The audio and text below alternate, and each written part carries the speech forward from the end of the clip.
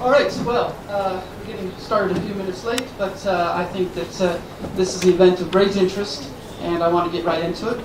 My name is Michael Penn. I am the moderator for this event today, and we have a very timely and important event, I think.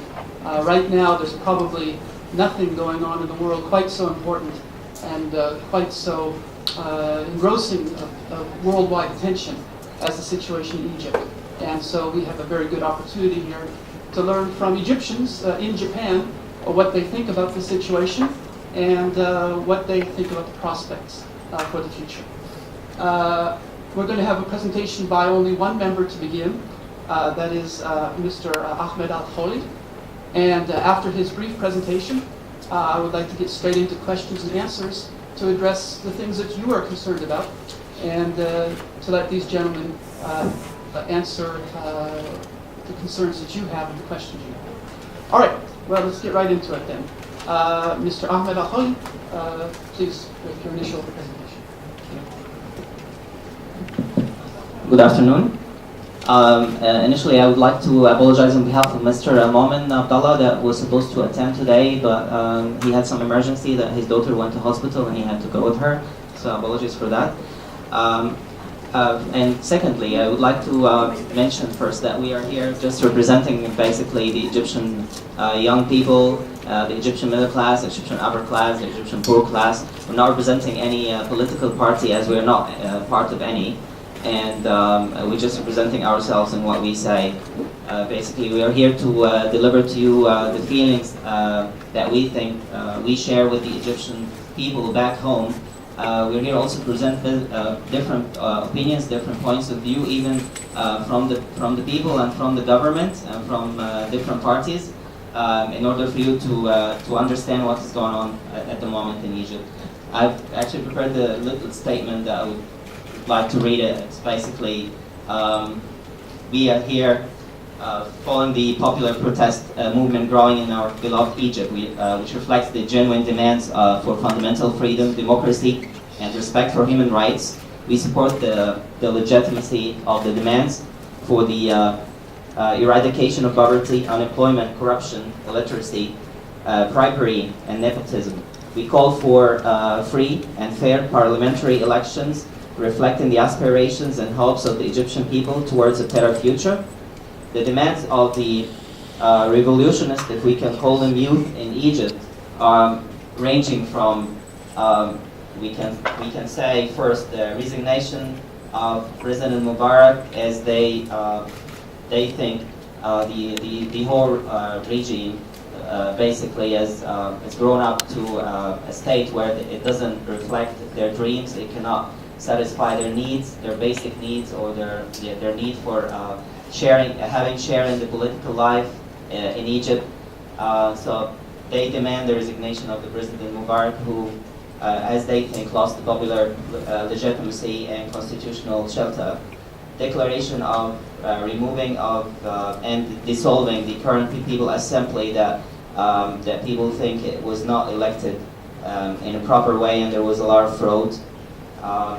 Secondly, abolition of the state emergency law that has been imposed for at least 30 years. Thirdly, forming a government of national unity and transition to conduct the country affairs. And fourth, holding free and fair parliamentary elections under full judicial supervision in accordance with the will of the people. Fifth, amendment of the state constitution by the elected parliament should make constitutional amendments for supervising the presidential elections and other aspects of life. And sixth, the formation of National Commission addressing the facts of use of violence and killing against the demonstrators that happened recently, which caused hundreds of deaths and thousands wounded and arrested. Seventh, support for the independence of the judiciary and universities in Egypt. We ask, as people ask in Egypt, all governments and people of the free world to support the legitimate demands of the Egyptian people and the emphasis on the freedom of peaceful assembly and the right of people to choose their representatives. It's basically we think the development that happened in Egypt was at the moment was a result of 60 years of ruling after the first military revolution we had in 1952.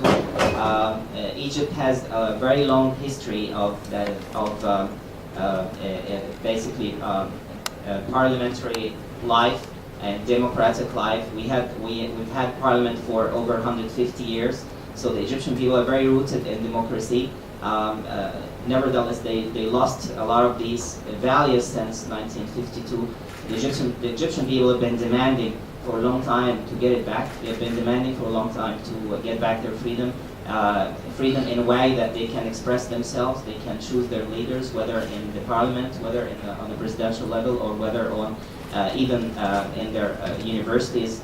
Everything in our country at the moment is running by appointments.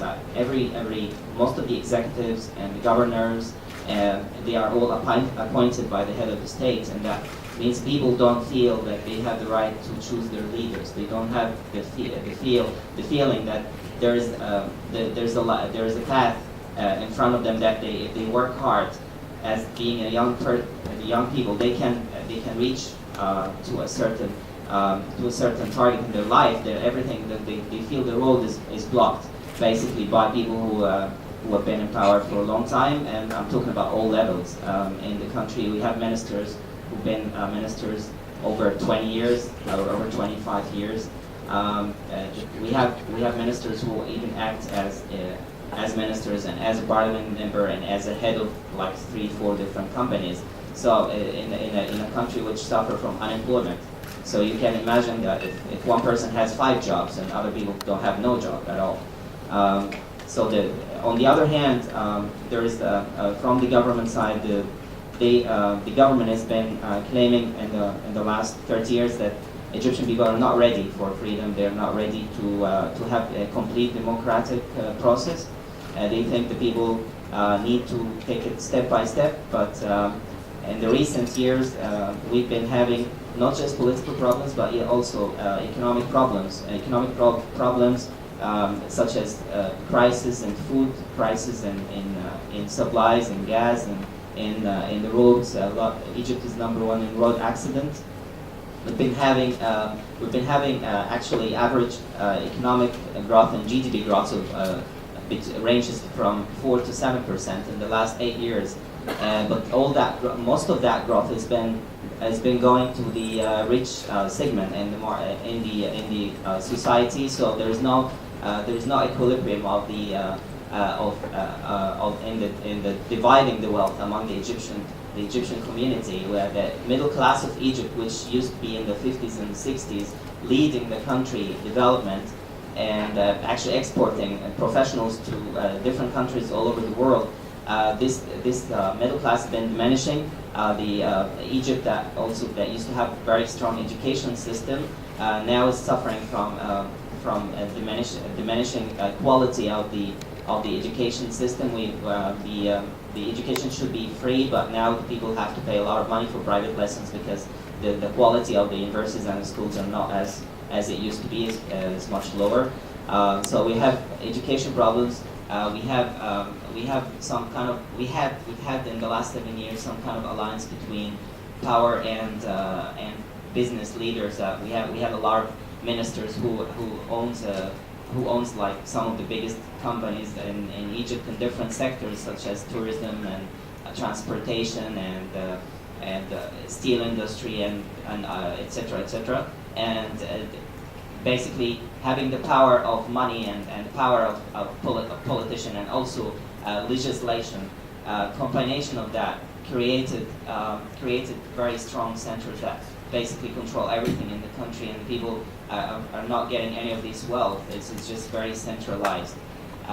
So that's all contributed to the with the internet booming in Egypt, and the young people are using internet, and they're interacting with different youth all over the world, and they're talking to them about their problems. They've been seeing the developments in Eastern Europe. They've been seeing developments in other countries getting their freedom and getting democratic governments and changing to a better place. The Egyptian youth have been hoping that one day they will be also part of their country. They've been hoping that one day, if he's 20 or 30 or 40, they can still be leaders in the government or leaders in big corporations, not just because of their age, but just because of their ability, if they can perform well. So all these dreams and hopes drove these people to go out in the streets, call for freedom, call for equilibrium and rights, and call for end of corruption. And this is basically what the people demands are. This movement has, as we think, it has not been led by any political party or any opposition group. It's been led by the young people, and they were faster than everybody else, and everybody actually joined them later. And I think even Western countries, or in Europe or the U.S. Or even here in Japan, that everybody never thought that this will go that far. A lot of people thought it's going to be 1 or 2 days just protest, but nobody thought that people would be very persistent in order to ask for their rights. A lot of people lost their lives, now more than 300.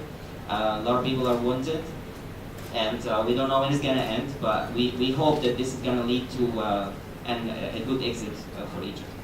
Thank you. Okay. All of the gentlemen are going to speak today, but they're going to speak basically during the question and answer section, because we do want to address your questions. Let me mention, by the way, that Mr.